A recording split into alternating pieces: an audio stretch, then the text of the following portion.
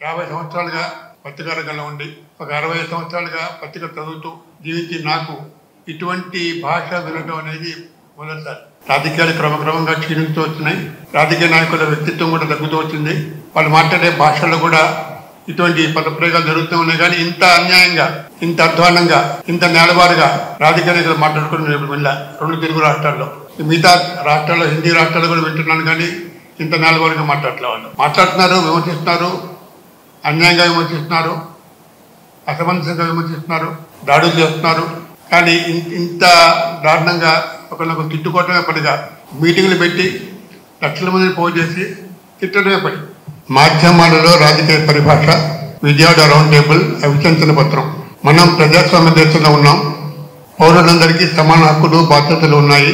మనం వాడే భాష సభ్యంగా ఉండాలి. రాజకీయ నాయకులు, ఉన్నత రాజకీయ స్థానంలో ఉన్నవారు, విద్యావంతులు సమాజానికి ఒక ఆదర్శం స్థాపించాలి. ప్రస్తుతం 2 తెలుగు రాష్ట్రాల్లో పరిస్థితి భిన్నంగా ఉంది. రాజకీయ ప్రసంగాలు, చర్చలు, విశ్లేషణల్లో పరస్పర నిందలు ప్రధానమయ్యాయి. ఒకరిలో ఒకరు పోటీ పడి తిట్టుకుంటున్నారు. రాజకీయాలతో సంబంధం లేని వారి కుటుంబ సభ్యులు కూడా ఇందులోకి రాగుతున్నారు. వార్తా ఛానళ్లు, సామాజిక మాధ్యమాలు, పత్రికలు ఈ దుర్భాషలతో నిండిపోతున్నాయి. సామాన్య ప్రజలు, చదువుకునే పిల్లలపై కూడా దీని ప్రభావం పడుతోంది. దీనికి అడ్డుకట్ట వేయకపోతే ఈ విశ్వ సంస్కృతి సమాజం మొత్తాన్ని ఆక్రమించే ప్రమాదం ఉంది. సభ్యత, బాధ్యత గల పౌరులుగా ఈ అసభ్య భాషను అభ్యర్థిస్తున్నాం. ఇటువంటి భాషను ఎవరు వాడినా వారికి మా నిరసన తెలియజేస్తున్నాం.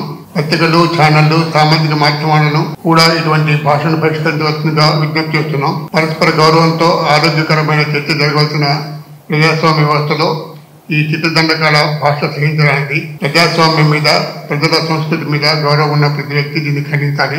ఇటీవలే పుట్టి వేగంగా పెరుగుతున్న ఈ ధోరణి పాల్పడుతున్న వారందరికీ చప్పట్టు కొట్టి సమర్థించే వారిని ఈ సమావేశం ముఖ్యంగా ఖండిస్తున్నాం. బాధ్యత గల పౌరులందరూ ప్రజల్లో ఈ స్పృహను పెంపొందించేట్టుగా కృషి చేయాలని విజ్ఞప్తి చేస్తున్నాం.